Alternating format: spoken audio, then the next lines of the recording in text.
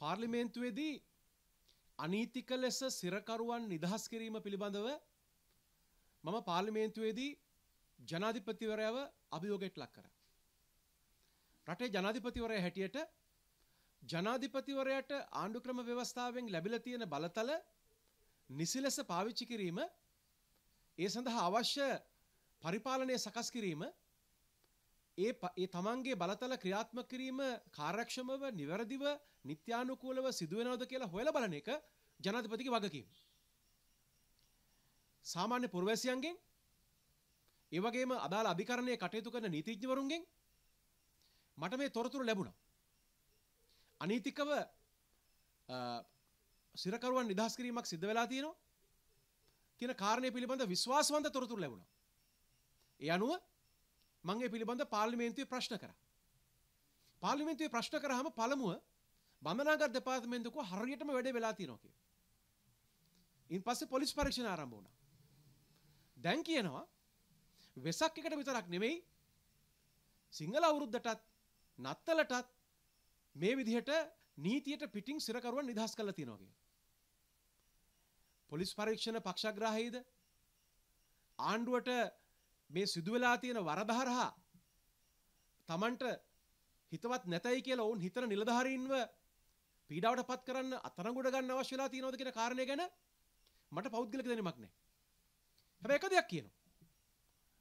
ආණ්ඩුවක් පිළිගන්නවා, පොලිසියත් පිළිගන්නවා, කවුරුත් පිළිගන්නවා ජනාධිපති නොදැන ජනාධිපති සමාව ලබා දීලා. ජනාධිපති සමාවේ වර්ග දෙකක් තියෙනවා. ඍජුව ජනාධිපතිවරයා පෞද්ගලිකව තනියෙන් සිරකරුවෙක් ඉලක්ක කළ දෙන සමාව. ඒ වගේම පොදු සමාව. මොකද්ද පොදු සමාව කියලා කියන්නේ? බන්ධනාගාරයේ විසින් බන්ධනාගාරයේ තදබදේ අඩු කරගන්න විවිධ රාජ්‍ය උත්සව දින මුල් කරගෙන තොග ගණනේ පොදුවේ ලබා දෙන සමාව. ඒ සඳහා තෝරගන්න කාර්යපටිපාටිය චක්‍රලේඛ මගින් නිකුත් කරලා තියෙනවා. ඒ තෝරා ගැනීම හරියට වෙලා තියෙනවද කියලා පරීක්ෂා කරන්නේ අධිකරණ අමාත්‍යාංශයේ ලේකම්වරයා ඔහුගේ නිලධාරීන් හරහා. අධිකරණ අමාත්‍යාංශයේ නිලධාරිය තමයි ලේකම්වරයා තමයි ඒ ලයිස්තුව ජනාධිපතිවරයාගේ අනුමැතියට යවන්නේ. එතකොට ඒ ලයිස්තුව වැරදියට හැදුවනම් ඒ වගකීම පහළ සිට ඉහළට යනවා. ඒ වගේම මේ ලයිස්තුවේ කොහොමත් නැති අය නිදහස් කරලා තියෙනවා නම් ඒ ගැන වගකිය යුතුයි එලෙස නිදහස් කිරීමට කටයුතු කරපු නිලධාරී. මට චෝදනා කළා හරියන්නේ නැහැ නේකට. ආණ්ඩුවේ අඩුපාඩුකම් පෙන්නලා දෙන්න. පල්ලෙහාම නිලධාරියාගේ වෙන්න පුළුවන්, ජනාධිපතිගේ වෙන්න පුළුවන්, අධිකරණ අමාත්‍යාංශයේ ලේකම්වරයාගේ වෙන්න පුළුවන්, ඇමතිවරයාගේ වෙන්න පුළුවන්. අඩුපාඩු පෙන්නලා දෙන තමයි ජනතාව අපිව පත් කළා තියෙන්නේ. ඒ වගේම අපිට අපේ ජීවිතේ අපි ලබලා තියෙන වෘත්තීය අත්දැකීම් තුල අපි දන්න ක්ෂේත්‍රවල වරදක් සිද්ධ වෙනකොට ෂණිකව තොරතුරු ලැබෙනවා. ඒවට ෂණිකව ප්‍රතිචාර දක්වන්න අපිට හැකියාවක් තියෙනවා. ඒ වගේම අපි ඉදිරිපත් කරපු කරුණු වෙනුවෙන් පෙනී ඉන්නවා. ඒ නිසා මේ රටේ රාජ්‍ය පාලනය පිළිබඳ, විධායක බලය පිළිබඳ පූර්ණ වගකීම තියෙන ජනාධිපතිවරයාට අධිකරණ ඇමතිවරයා ඉන්නේ ඔහු යටතේ. අධිකරණ අමාත්‍යාංශයේ ලේකම්වරයා ඉන්නේ ඔහු යටතේ. පත්කිරීමේ බලධාරියා ජනාධිපති. දෙපාර්තමේන්තු ප්‍රධානිය පත් කරන්නේ අමාත්‍ය මණ්ඩලය. දෙපාර්තමේන්තු ප්‍රධානී යටතේ ඉන්න නිලධාරීන් ගැන වගවීම පිළිබඳ ආණ්ඩුව වග කියනවා. ජනාධිපතිවරයා ඒ සිදුවීම් පිළිබඳ පෞද්ගලිකව දන්නේ නැතත් රටේ පාලනය හරියට වෙනවද නැද්ද කියන එක ගැන ඔහු වග කියනවා. රටේ ඉහළ පෙළේ නිලධාරීන් සිරගත වෙනකොට ඒක හපංකමක් නෙවෙයි. ඒක කනගාටු වෙන කාරණයක්. මාස 7ක් වෙලත් ජනාධිපති වෙලා මාස 6ක් වෙලත් ආණ්ඩුව පිහිටවලා තාමත් මේ රටේ නීති ආධිපත්‍යය තහවුරු කරන්න බැරිවීම ගැන කනගාටු වෙන්න ඕනේ. හපංකමක් නෙමෙයි ඒක. මාස 6න් රට හදනවා කියලා වර්තමාන ජනාධිපතිතුමා ආවේ. අපිට බලය දෙන්න මාස 6න් රට හදනවා කියන. මාස 6 කියන අතිශෝක්තියක් වෙන්න පුළුවන්. හැබැයි ප්‍රශ්න මත වුණාම අපි දන්නේ නැහැ මේවා ඉස්සර ඉඳලා වෙන වැඩ දැනුත් වෙනවා තමයි. අපිව අපහසුතාවයට පත් කරන්නයි මේ කරුණු ඉදිරිපත් කරන්නේ.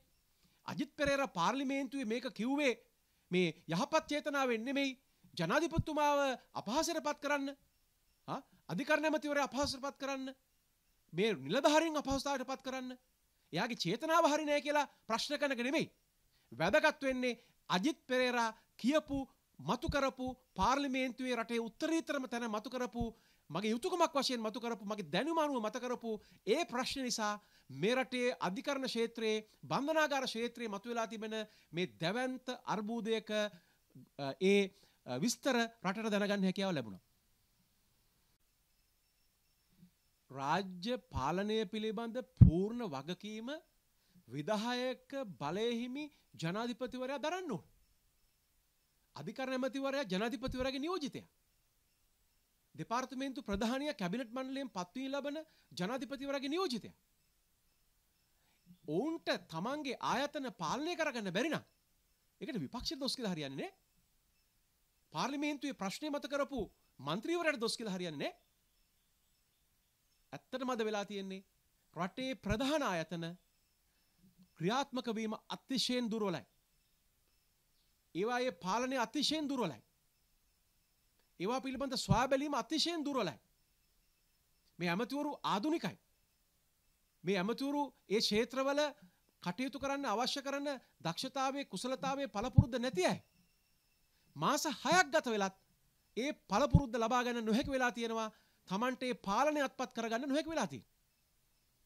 ජනතාව ආණ්ඩු බලය දුන්නට, ජනතාව විධායක බලය දුන්නට, ජනතාව ව්‍යවස්ථාදායක බලය දුන්නට, විධායක බලයවත් ව්‍යවස්ථාදායක බලයවත් ඒ රාජ්‍ය බලයවත් මහා පොළොව මත ක්‍රියාත්මක කරන්න අසමත් වෙලා තියෙනවා. මේක තමයි යථාර්ථය. මේ අවුල් සහගත තත්ත්වය කියන්නේ දේශපාලන නායකත්වයක් නොදෙන නිසා වැඩ කරන්න කැමැත්තෙන් ඉන්න රජයේ සේවකත් අසන්න වෙලා තියෙනවා. රජයේ සේවයේ ඉන්න හැමෝම හොරු නෙමෙයි. රජයේ සේවයේ ඉන්න හැමෝම දූෂිතයෝ නෙමෙයි. රජයේ සේවයේ ඉන්න හැමෝම අකාර්යක්ෂම නැහැ. අද වෙලා තියෙන්නේ මොකද්ද? ඒ වුන්ට අවශ්‍ය දේශපාලන නායකත්වයේ විශ්වාසවන්තව දෙන්නේ නැහැ. ගැටලුවක් මතුවුනහම නිසිලස සවන් දීලා කළ යුතු නිවැරදි හරියට කරන්නේ නැහැ. වරදකරු කවුද? අනුබල දුන්නේ කවුද? නැති කෙනා කවුද? අත්අඩංගුවට ගත යුතු කෙනා කවුද? නැති කෙනා කවුද? විනය කටයුත්තක්ද කරන්න ඕනේ? අපරාධ වගකීමක්ද පටවන්න ඕනේ? මේ වගේ කාරණා ගැන වෙන් කරලා හඳුනා ගන්න බැරි රාජ්‍ය පාලනයක ඇති වෙලා තියෙනවා. ඒ නිසා එක දෙයක් කියන. මේ රාජ්‍ය තුල අපරාධ යුක්තිය පසඳලීමේ මතුවලා තියෙන ප්‍රධානම ප්‍රශ්නික රෝග ලක්ෂණයක් විතරයි මේ සිරකරුවන් අනීතික ලෙස මුදා හැරීම. මේ රෝග ලක්ෂණය හඳුනගෙන මේ මතුවලා තියෙන ප්‍රශ්නය පිළිබඳ අවධානය යොමු නොකළොත් මේ රටේ මිනිස්සු මේ ආණ්ඩුව කෙරේ දක්වපු විශ්වාසය සම්පූර්ණයෙන් පළදු වෙනවා. ඒ නිසා ප්‍රශ්නය මතු කරපු පණිවිඩකාරය අජිත් පී පෙරේරට අපහාස කළා, උපහාස කළා, තර්ජනය කළා මේ ප්‍රශ්න විසඳන්න හම්බ වෙන්නේ නැහැ. මම ඊළඟ පාර්ලිමේන්තු සතියේත් මේ ප්‍රශ්න මතු කරනවා. සංගවාගෙන ඉන්න ලයිස්තු මොනවද කියලා පාර්ලිමේන්තුවට ඉදිරිපත් කරන්න බල කරනවා. හැබැයි ඉන්දියාවයි ශ්‍රී ලංකාවයි අතර අත්සන් කරපු ප්‍රසිද්ධිය අත්සන් කරපු ගිවිසුම් ටික පාර්ලිමේන්තුවට දෙන්න බැරි ආණ්ඩුව මේ අනීතිකව නිදහස් කරපු සිරකරුවන්ගේ ලයිස්තුව දෙයි කියලා අපි විශ්වාස කරන්නේ නැහැ. එහෙම කරන්න උවමනාවක්, අවශ්‍යතාවයක්, හැඟීමක් නැහැ. උද්දච්චකම විතරයි තියෙන්නේ.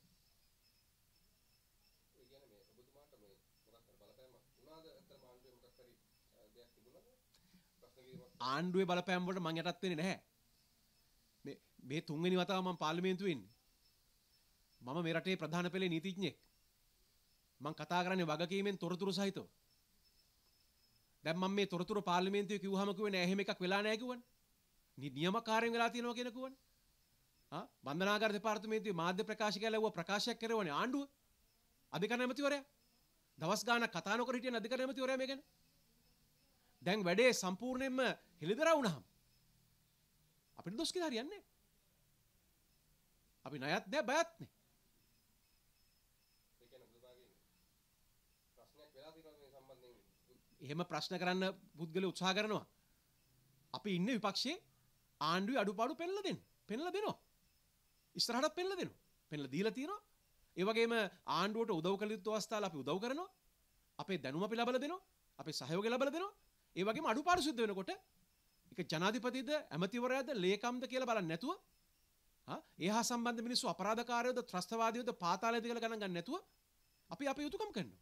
මේ ජනතාව අපිව නැවත නැවත පාර්ලිමේන්තුවට පත් කරන්න යුතුයකම ඉෂ්ට කරන්නේ. එදා මම පාර්ලිමේන්තුවේ කතා නොකරන ආණ්ඩුව මේක ගණන් ගන්නවා.